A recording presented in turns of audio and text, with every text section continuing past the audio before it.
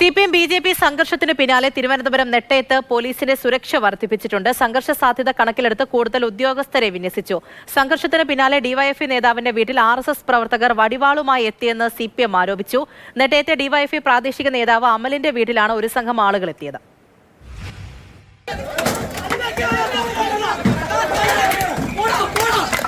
കഴിഞ്ഞ തദ്ദേശ തെരഞ്ഞെടുപ്പിന് ശേഷം ഇങ്ങോട്ടുള്ള കാലയളവിൽ തുടർച്ചയായി സംഘർഷങ്ങൾ ഉണ്ടാകുന്ന ഒരു സ്ഥലമായി നെട്ടയം മാറിക്കഴിഞ്ഞു. രണ്ട് കുടുംബങ്ങൾ തമ്മിലുള്ള തർക്കമായിരുന്നു. അത് പിന്നീട് ഒരു രാഷ്ട്രീയ സംഘർഷത്തിലേക്ക് എത്തിച്ചേരുകയായിരുന്നു.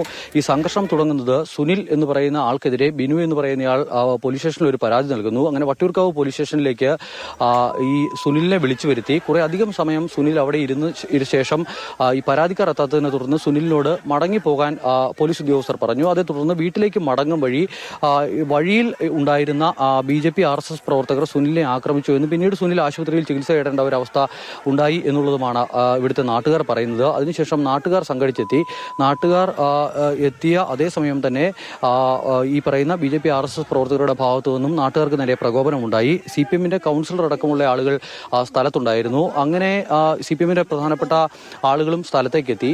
മറ്റു രാഷ്ട്രീയ കക്ഷി പ്രതിനിധികളും അവിടെ ഉണ്ടായിരുന്നു എന്നുള്ളതാണ് നാട്ടുകാർ പറയുന്നത്. അങ്ങനെ അതൊരു രാഷ്ട്രീയ സംഘർഷം എന്ന രൂപത്തിലേക്ക് കാര്യങ്ങൾ മാറി. നമ്മളിപ്പോൾ നിൽക്കുന്നത് ഈ പ്രശ്നമുണ്ടായ രണ്ടാളുകളുടെ വീടുകളാണ്. ഈ പരാതി കൊടുത്തയാളുടെയും അതോടൊപ്പം തന്നെ ഈ കേസിൽപ്പെട്ട് പോലീസ് സ്റ്റേഷനിലേക്ക് വിളിപ്പിക്കപ്പെടുകയും ചെയ്ത സുനിൽകുമാറിന്റെ വീടടക്കമുള്ള സ്ഥലത്താണ് നമ്മളിപ്പോൾ നിൽക്കുന്നത്. നാട്ടുകാരുണ്ട്.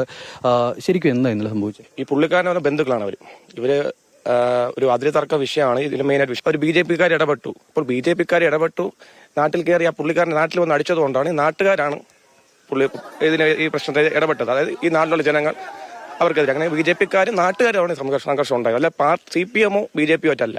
ഇന്നലെ രാത്രിയിൽ പോലീസിന്റെ ഭാഗത്തു നിന്നും ഏകപക്ഷീയമായി BJP പ്രവർത്തകരെ ആക്രമിച്ചു എന്നുള്ളതാണ് BJP പ്രവർത്തകരുടെ പരാതി. പക്ഷേ പോലീസ് സ്റ്റേഷനിൽ നിന്നും ഉദ്യോഗസ്ഥരുമായി ബന്ധപ്പെട്ട് സംസാരിക്കുമ്പോൾ അവർ പറയുന്നത് ഈ ഒരു അക്രമം നിയന്ത്രിക്കാൻ മറ്റു മാർഗങ്ങളില്ലായിരുന്നു എന്നുള്ളത് തന്നെയാണ്. അതിനാൽ തന്നെ അവിടെ പ്രകോപനം സൃഷ്ടിച്ച രണ്ടു കൂട്ടർക്കെതിരെയും തങ്ങളുടെ നടപടി ഉണ്ടായി എന്നുള്ളതാണ് പോലീസ് പറയുന്നത്. പോലീസുകാർക്കും വലിയ തോതിൽ ഇന്നലെ ആക്രമണം നേരിടേണ്ടി വന്നു. പോലീസ് എന്തായാലും ഇനിയും ഒരു സംഘർഷം ഉണ്ടാകാതിരിക്കാനുള്ള എല്ലാ മുൻകരുതലും എടുത്തുള്ള ജാഗ്രത.